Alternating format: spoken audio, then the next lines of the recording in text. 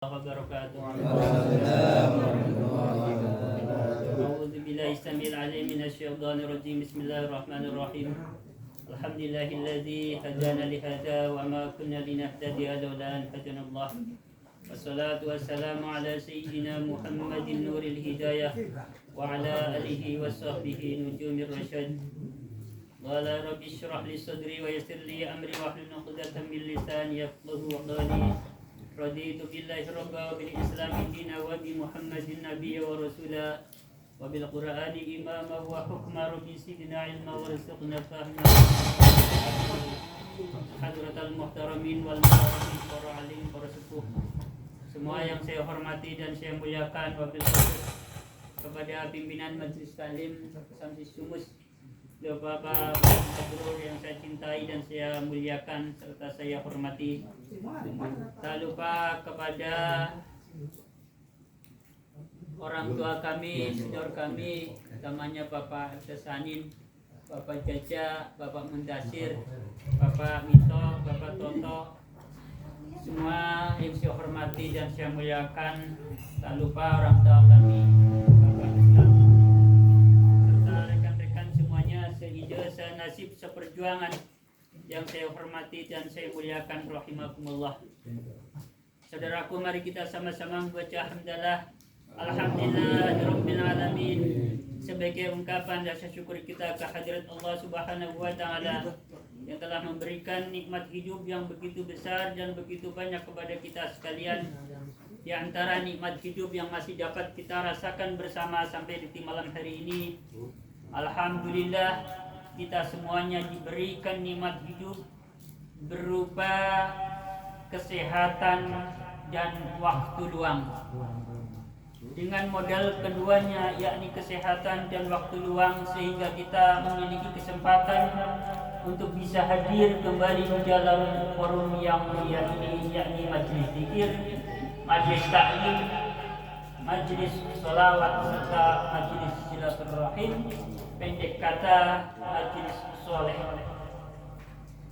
Berbicara tentang kesehatan dan kesempatan, baginda Nabi Muhammad SAW sudah mengingatkan kepada kita lewat sebuah hadis. Beliau bersabda, nikmatani makhbun fihi ma katsirun minan nas, as-sihat wal faragh.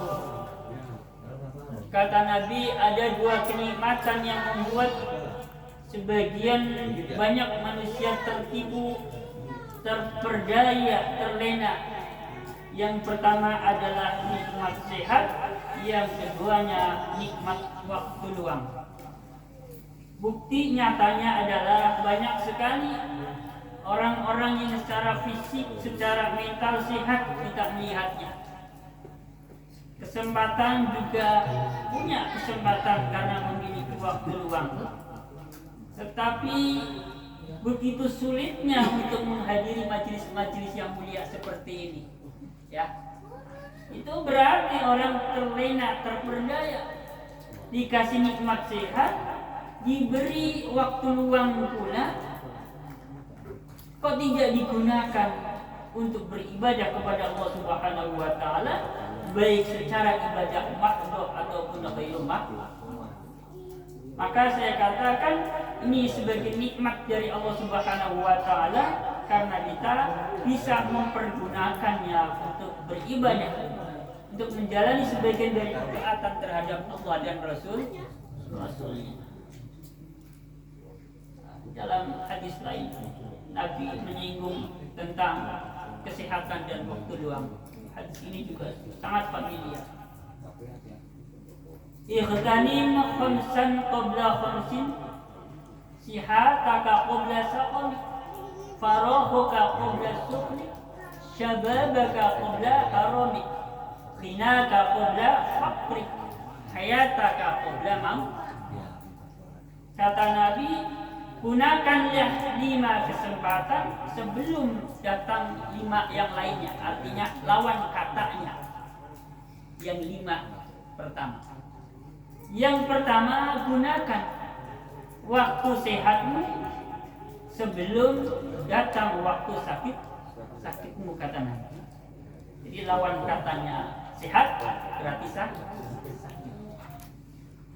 Gunakan waktu luangmu, kata Nabi, sebelum datang waktu sempitmu. Jadi memang kadang kita memiliki dua kemungkinan. Ada kalanya kita sibuk banget, suatu kerjaan terdesak. Ada kalanya kita agak senggang. Nah, inilah saat kita senggang, kita mestinya bisa mempergunakan sebaik-baiknya waktu senggang itu. Tentu untuk menjalani ketaatan terhadap Allah dan Rasul. Yang ketiganya kata Nabi, gunakan masa mudamu sebelum datang waktu tua. Mumpung masih mumpung masih muda, gunakan sebaik-baiknya untuk hal-hal yang bersifat positif. Bisa untuk belajar mengaji berkaitan dengan masalah ilmu agama, supaya kita nanti setelah tua mengetahui bagaimana caranya beribadah kepada Allah Subhanahu wa Ta'ala. Masih muda belajar ilmu keterampilan buat bekal nanti kalau tua memiliki keterampilan, bisa modal untuk cari duit. Yang keempat kata Nabi, gunakan waktu jayamu. Mumpung masih kaya, gunakan kekayaanmu sebelum datang waktu fakirmu. Dengan kata lain, ada kemungkinan orang yang jaya itu mengalami kemerosotan. Makanya mumpung jaya, gunakan sebaik-baiknya untuk beribadah kepada Allah Subhanahu wa Ta'ala. Yang kelima, tidak bisa dihindari, pasti. Gunakan masa hidupmu sebelum datang waktu mati. Mumpung kita masih hidup di alam dunia, mari kita gunakan sebaik-baik waktu kesempatan yang Allah berikan kepada kita untuk sama-sama menjalani ketaatan terhadap Allah dan Rasul. Alhamdulillah, pada malam hari ini kita telah membuktikan bersama bahwa kita telah menjalankan sebagian dari ketaatan terhadap Allah dan Rasulnya, termasuk adalah menjalani kesunahan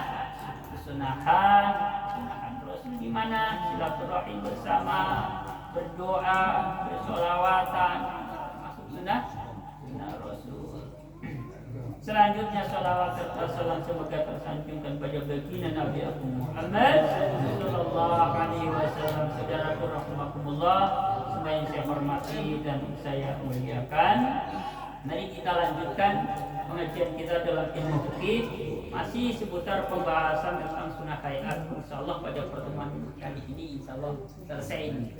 Soalnya durasinya udah beberapa minggu ini. Insyaallah. Kemarin sudah sampai pembahasan tentang sunnah hayat yang ke-12, yakni membaca suratan setelah Fatihah. Sedikit saya tambahkan. Ya. Ketika kita membaca suratan, baik membaca suratan itu dari awalan surat. Contoh misalkan kita membaca surat Al-Baqarah dari awal, kan berarti alif lam. Ataupun kita membacanya di pertengahan surat. Contohnya membaca surat Al-Baqarah langsung ke ayat kursi. Ini namanya kan membaca suratan di pertengahan. Baik kita membacanya dari awal surat ataupun membacanya di pertengahan surat, kita hanya mengambil 1, 2, atau 3 surat ayat karena suratan ini panjang. Penjelasan dalam kitab Fathul Mu'in, maka ini menukil pernyataan Imam Syafi'i, tetap disunahkan membaca basmalah. Jadi misalkan kita sering menemui atau menangi seorang imam yang biasanya membaca suratannya ini mengambil dari suratan-suratan yang panjang. Oleh karena suratannya ini panjang, maka tidak dibaca full satu suratan, hanya diambil 3 atau 4 misalkan.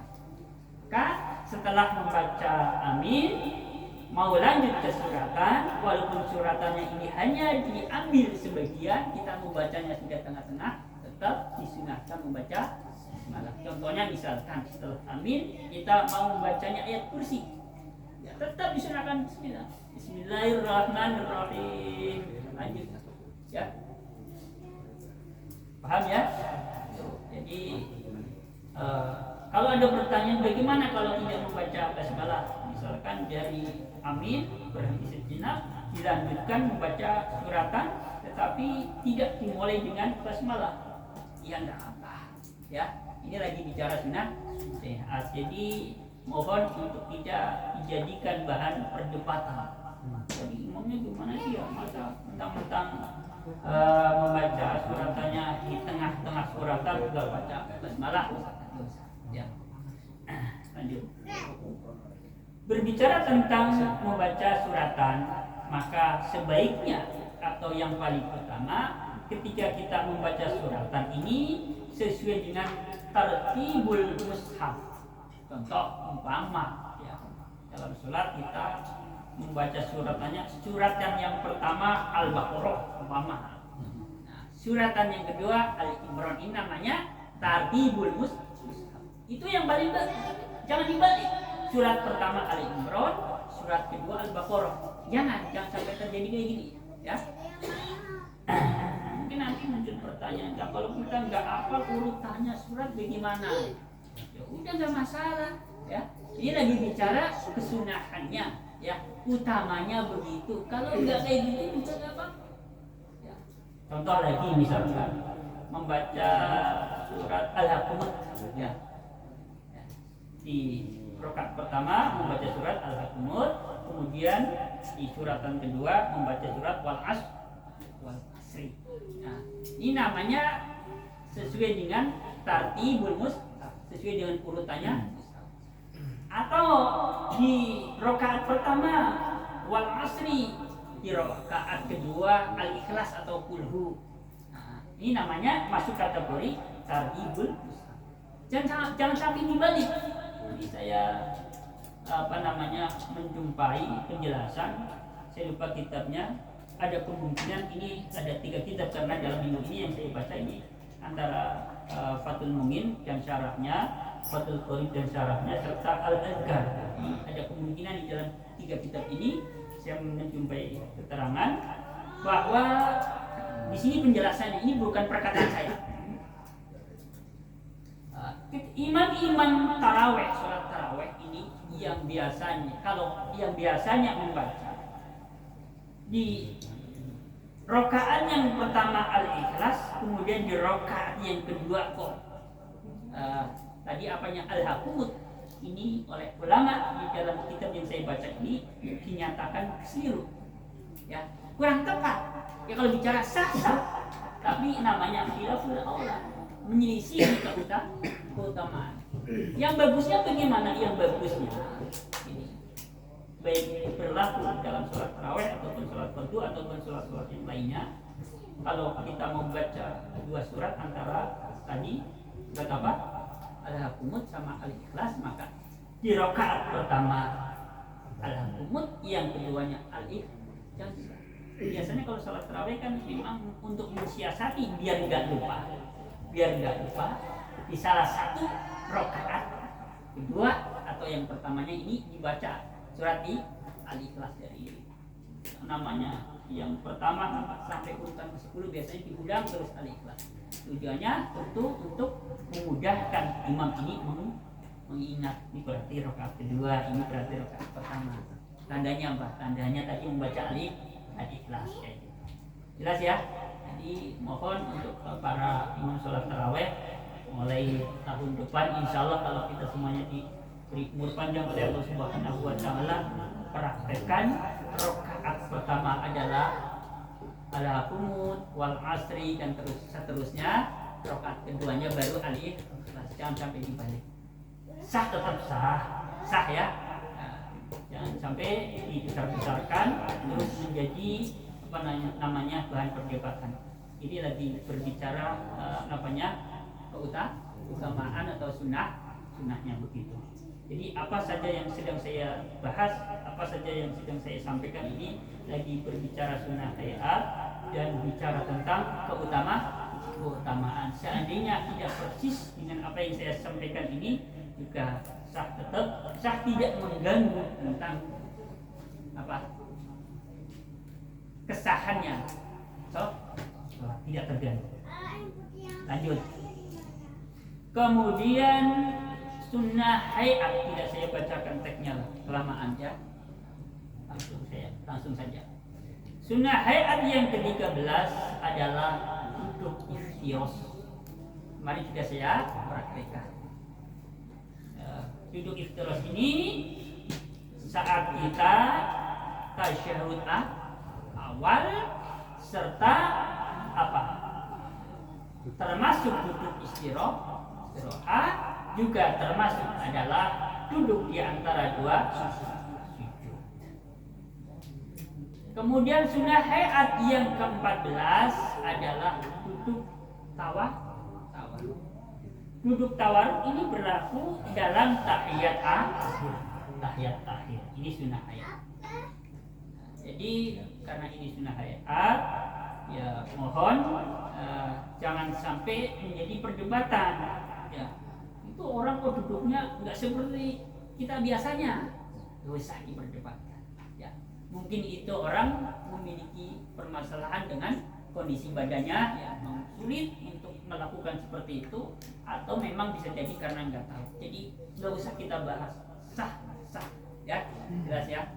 Terus sunnah hayat yang ke-15 adalah duduk salam yang kedua atau kita ngajak ke kiri. Ini juga sunnah hayat. Apabila kita sewaktu-waktu menjumpai seseorang, baik itu orang yang sholat sendirian ataupun sebagai imam, salamnya hanya sekali ke kanan saja. Ya, setelah sholat jangan itu gimana ya tadi, nggak usah ya, sah ya. Nah, itu yang ke kiri memang sunnah hayat, tidak dilakukan, tetap sholatnya sah. Nah, kemudian kembali tadi pembahasan tentang duduk iftiros dan duduk tawar. Ini ada namanya suatu pembahasan yang mungkin masih jarang dipraktekkan. Tolong ini ya, bagi makmum masbuk yang sudah ketinggalan satu rakaat atau lebih dari imamnya, maka nanti saat imam tahiyat akhir atau tasyahud akhir, imamnya akan duduk tawar, maka kita sebagai makmum sunnahnya jangan ikut tawar, jangan ikuti duduknya imam. Bagi kita sebagai makmum yang sudah ketinggalan satu rakaat atau, tapi kita sebagai makmum yang sudah ketinggalan dari imamnya, walaupun imamnya duduk tawar dalam tahiyat akhir atau tasyahud akhir, kita tetap duduknya duduk iftiros. Jadi artinya duduknya imam dan duduknya makmum dalam hal ini ada perbedaan. Jadi kalau membedakannya juga berarti ini makmum masbuk nih. Jadi kalau kita yang datangan belakangan bisa bedakan, saya mau ikut saja. Ada imam ketaranya duduknya tidak. Nah, itu salah satu manfaatnya atau faidahnya, bisa buat menandai ini makmum masbuk. Saya datang belakangan sudah ketinggalan, bisa ikut ke ini nanti. Jelas ya. Kemudian bagi orang yang lupa pada salah satu sunnah, yang sunnah itu apabila lupa dianjurkan melaksanakan sujud sahwi. Nah, bagi orang yang kelupaan pada salah satu kesunahan, yakni sunnah abad namanya, kalau dia nanti bermaksud ingin atau mau mengerjakan sujud sahwi, maka duduk dalam tasyahud akhirnya atau tahiyat akhirnya jangan menggunakan duduk tawarruk. Paham ya? Kita misalkan dari sholat kalau ada yang lupa apa itu tasyahud awal, apa itu membaca sholawat, apa itu soal bilangan rakaat, apa itu soal kunut. Nah, kita bermaksud atau kita nanti niat akan mengerjakan sujud sahwi, maka saat tasyahud akhir kita tidak usah duduk tawa. Tapi berbeda permasalahannya, walaupun kita ada kelupaan, yang kelupaan itu memang dianjurkan untuk sujud sahwi, tetapi kita memang tidak ingin melaksanakan sujud sahwi. Tadi padahal lupa enggak tasawuf awal, tadi padahal lupa enggak baca sholawat Nabi umpamanya. Nah, biarlah dosa sujud sahwi umpamanya. Dalam permasalahan yang seperti ini, maka kita duduknya tetap menggunakan duduk tawarruk. Oh, itu susah dipahami ya. Sudah kalau itu susah dipahami. Sekarang itu juga ada. Ya, paham. Kayak gitu. Itu manfaatnya begitu Pak Ustaz. Iya kan? Kayak masalah penting banget ini. Tapi kan kemarin ingat-ingat lupa. Kebanyakan dengar lagunya kuburan sih. Lupa lagi lagunya, lupa. Kebanyakan lagu itu, kebanyakan lupa. Ya, ini berkaitan tadi masalah lupa. Jadi ini ada penjelasan di dalam kitab namanya Ta'limut Ta'lim. Jadi salah satu yang membuat kita itu menjadi pelupa adalah seringnya membaca tulisan-tulisan ibadah tulisan kuburan. Misalkan si A wafat tanggal berapa, si A lahir tanggal berapa, wafat tahun berapa, kayak itu yang dibaca. Itu kalau dalam penjelasan Ta'limut Ta'lim ini membuat kita jadi pelupa. Terus makan yang kecut-kecutan, keseringan, ini juga bisa membuat seseorang jadi pelupa. Menyinggung tentang hal-hal yang bisa membuat seseorang itu menjadi pelupa. Jadi para santri yang sering menghafal, ya, yang masih ingin menghafal, ini sebaiknya hindari dua hal itu. Baca tulisan-tulisan di kuburan dan makan kecut-kecutan, ya. Lanjut nggak ya? Tidak, saya kembalikan kepada saudara-saudaraku sekalian waktunya. Silahkan kalau memang ada yang mau disampaikan. Jadi insya Allah pada pertemuan mendatang akan saya sampaikan pembahasan tentang sunnah haid abnad, ya. Ini kan tadi sunnah haid, besok sunnah abnad. Jadi yang membedakan sama-sama sunnah. Kalau sunnah haid ditinggalkan, kita tidak usah sujud sahwi. Bahkan dalam keterangannya, apabila kita meninggalkan sunnah hayat, padahal kita sudah tahu kalau tidak dianjurkan sujud sahwi, kok kita mengerjakan sujud sahwi gara-gara meninggalkan sunnah hayat. Contohnya, oh ya tadi pas rukuk membaca tasbih, oh ya tadi pas namanya sujud nggak baca tasbih umpamanya. Sudah tahu ini tidak dianjurkan, kok sujud sahwi, ini bisa membatalkan sholat.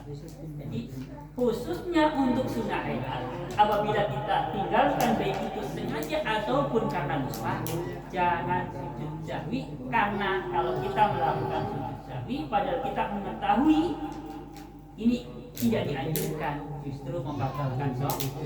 Berbeda nanti dengan sunat abnad. Sunat abnad itu nanti apabila kita kelupaan tidak mengerjakannya, maka dianjurkan sujud sahwi. Insyaallah pada pertemuan mendatang bersama-sama diberikan umur panjang oleh Allah Subhanahu wa taala, kita akan sampai pembahasan ini. Nanti sekalian akan saya praktekkan caranya seperti apa sih. Mungkin ini masih ada yang bertanya-tanya, kalau kita mau sujud sahwi bagaimana caranya, ya? Pas sujud apa yang dibaca, ya? Setelah kita sujud pertama kan duduk, pas duduk apa yang dibaca? Mungkin ada yang bertanya-tanya kan? Ya mungkin nggak semuanya, mungkin ada atau barangkali sudah diperhatikan tapi masih ragu, kurang mantap, kan bisa jadi Pak Mudasir, ya kan? Makanya supaya kita mantap pengetahuannya jelas, oh ini sumbernya dari kitab ini disampaikan oleh Jamal umpamanya, kan kita mantap, kitabnya ada ini, kan kayak gitu. Ya, jadi sebenarnya itu sudah kita praktekkan, ya. Tapi karena berdasarkan dulu waktu masih kecil kan kita kadang-kadang jadi kayak rambyang-rambyang. Lupa ingat. Nah iya lupa ingat lagi. Jadi kembali ke situ lagi harus lupa. Ya, lupanya sebenarnya karena banyak lemburan Pak Ustaz. Asli itu bisa menyebabkan kelupaan. Benar Pak Ustaz. Saya ngerasain kalau lagi banyak lemburan ini baca kitab sampai lupa.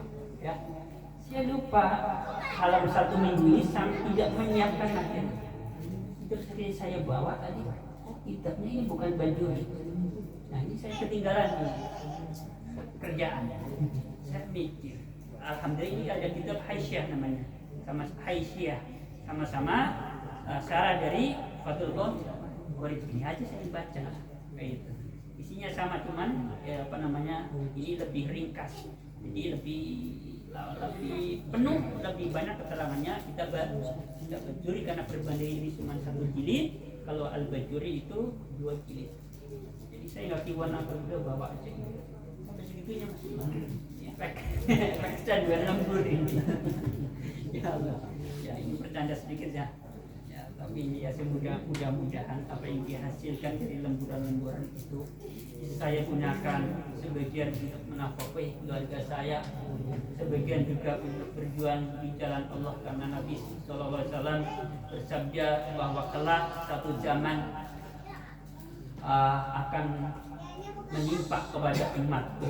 Artinya kelak satu zaman umatku akan mengalami suatu zaman di mana seseorang itu bisa mendirikan agamanya, bisa berdakwah ya dengan modal dinyar dan ilham. Artinya seseorang yang di akhir zaman ini, yang hidup di akhir zaman ini, ketika mau berdakwah itu butuh materi, butuh sebagai sarana pendukung. Jadi tidak cukup semata-mata ilmu pengetahuan. Ya saya mau melengkapi kita juga butuh mulus kan. Kalau segini sudah setebal ini biasanya udah nggak kurang dari 100.000 kan. Nah, kalau yang isinya 5 jilid kan berarti 500.000 kan, kayak gitu rumusnya ya. Nah, itu artinya kita tetap butuh tetapi mohon doanya semoga kesibukan saya di dalam lembur-lembur juga tidak sampai melupakan hal-hal yang wajib utamanya. Kalau sunnah sih saya ngerasa memang belum sunnah ya belum ya. Tapi semoga saja khususnya yang wajib-wajib atau sunnah, tapi yang sunnahnya ini muakkadah juga jangan sampai terlena, jangan sampai ditinggalkan gara-gara sibuk urusan masalah kerja. Dan mohon doanya. Saya merasa masih lemah juga. Jadi kata orang tua zaman dulu di Pak RT, jadi oman karo iman karo oman untuk podo-podo kuat. Iman ya iman, oman itu ya ini bahasa apa namanya kiasan. Oman apa? Oman? Padi itu. Padi itunya padi, apa namanya tangkainya ya, tapi bagian atas bukan bagian bawah. Itu namanya ini simbol ya bahwa beras oman kan berarti padi beras, melambangkan mate. Kata orang tua zaman dulu, oman karo iman kudu seimbang, iman dan materi kudu seimbang supaya istiqomah. Mulane ono santri ning kamu mula ngaji enggak istiqomah, kabur ning Jakarta mesti dipoyoki kendile jomplang. Kata orang kampung Pak RT, zaman ning Jakarta berarti kendile jomplang. Maksudnya apa kendile jomplang? Ekonominya enggak kuat, duitnya kurang, ya kabur ning Jakarta. Ya untung-untungnya kabur ning Jakarta ketemu sama Ustaz Mudasir, Ustaz Mabrur, Ustaz Umar, akhirnya alhamdulillah. Ya, ini bagian dari skenario Allah Subhanahu wa taala. Ning kampung orang kuat, alhamdulillah. Ning Jakarta alhamdulillah bisa, ya semoga istiqomah sampai akhir hayat kita, akhir hayat saya semua. Allahumma ini barangkali yang saya sampaikan pada pertemuan kali ini. Mohon dibukakan pintu maaf yang seluas-luasnya apabila ada penyampaian saya dan kurang berkenan, kurang sopan di hadapan saudara-saudara sekalian. Mohon dibukakan pintu maaf yang seluas-luasnya. Akhirul qauli billahi taufiq wal hidayah. Assalamualaikum warahmatullahi wabarakatuh. Waalaikumsalam.